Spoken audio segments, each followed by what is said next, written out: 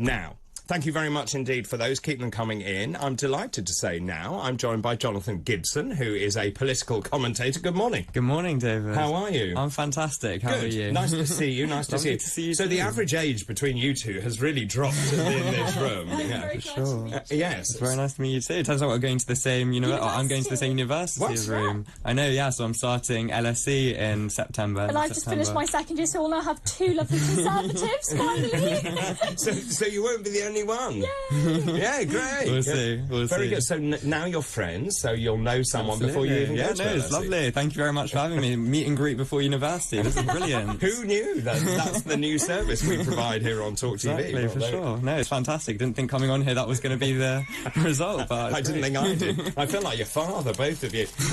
Right.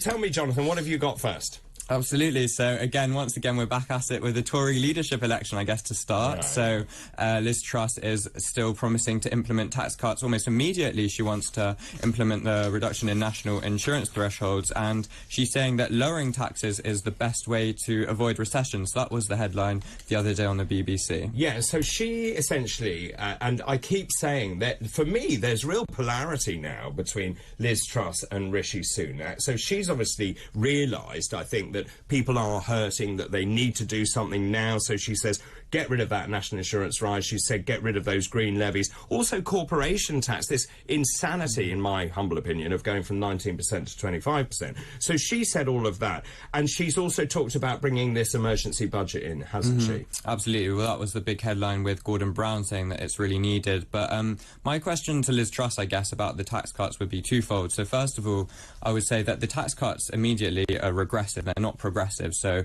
everyone will be benefited by the tax cuts. And of course, is really necessary to make sure people are being helped, because people really are suffering. They're choosing between heating and eating. But at the same time, would it not possibly make more sense to rather give handouts or something like that, which is more progressive, which helps those who are at the bottom more? But I would throw back at you that actually lots of people who are on good incomes are also struggling. No, I completely agree. And I think people living in London who are on with a housing crisis and things like that are definitely suffering. And I think everyone as a country is suffering. But my question would be, would there be a difference between people in this bracket of, say, Rishi Sunak's level who might not be suffering as much, or even people that are middle class who would still definitely be suffering? Don't get me wrong. Well, let me just tell you, so I did some research this morning that when you look at what people are doing, and this is across the spectrum, including those people you would assume are middle class, 72% have reduced non-essential purchases. People are moving to cheaper food brands. They're turning the lights off far more than they did. They're driving less. And actually, one of the things that I think is really interesting and is a really good bellwether,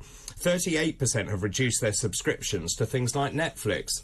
Interesting. So I guess the question that could arise from that is, are these things cutting back on essential goods, or are they things that are not necessities which we're now cutting back on? Both. Both. Okay. I would have said both, and also I've said this before, when I go to the supermarket I am shocked by the prices, and I've changed where I'm shopping. I'm now going to different supermarkets for staple stuff.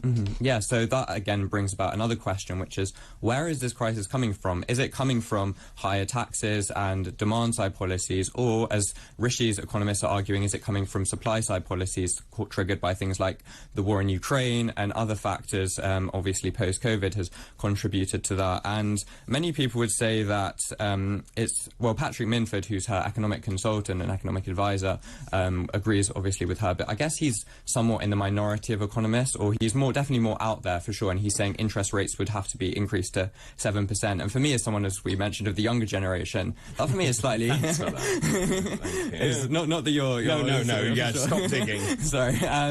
Is slightly worrying, because... I'm going to be older and I'm going to be working, and I don't want to be paying off massive debt at 7%, which we've got at the moment. We've borrowed huge amounts during COVID and spent massive amounts of money. Exactly. And if that's being at interest rates of 7%, that is just... Yeah, my future's not looking therefore, popular. are you leaning towards Rishi Sunak then, who is essentially saying, let's balance the books first, and then we give tax cuts once we've done it? Look, I have my qualms about both of them. On tax policies, I do worry about Liz's policies. That is, you are a politician. What was the answer? I think I'm probably leaning towards Rishi on his tax policies. Yes. So do you think he can claw this back? No. You don't? No, I don't. I'm not hopeful, I'll be honest. I think that he will struggle. I think he really will. Look, there still is a month and a half. You know, it's politics. Anything can happen. They say a week can be a long time. No, it can't be a month and a half, is it? Something like that. We still got ages. Yeah, September the 5th. So what is it that you like about Rishi Sunak? What is it that I like about Rishi Sunak? I think his tax policies are better. I think they're a bit more measured. For me, I'm a bit nervous of Liz's. I know that there are economists that back her, but it does seem a bit more out there. It does seem a bit more risky. And productivity and things like that are not going to increase because of tax cuts. There's not suddenly going to be a massive growth in innovation. And in a shrinking economy where we're already in massive debt, borrowing more money to fund growth. Normally during a recession, you'd essentially spend tons to get a recession, but because we've already spent much, we can't do that. Exactly. I have to disagree with you on that, Jonathan, I'm afraid. I think that the sort of tax cuts always do obviously encourage investment, and I think that we've seen that time and time again. I do sympathise with the idea that we sort of have to balance the books, etc. But I think that Rishi Sunak is really here saying that we need to be able to spend more and get our way out of the crisis. I think that Liz Truss actually recognises the importance of tax cuts. Just very quickly, in terms of where we are with Rishi Sunak, he seems to be floundering to me. He's starting to throw money around. Do you get that sense? No, very much. He does seem desperate. And his comments the other day, where he was talking about moving money away from poor urban areas, was just cringing. We showed it on TalkTV, and people were not impressed by that. Let's move on to, very quickly, I'm afraid, to Keir Starmer. Where is Keir Starmer, and does he support unions or does he not support Well, that is unions? the question I think everyone wants to know. I think everyone wants to know that, including myself.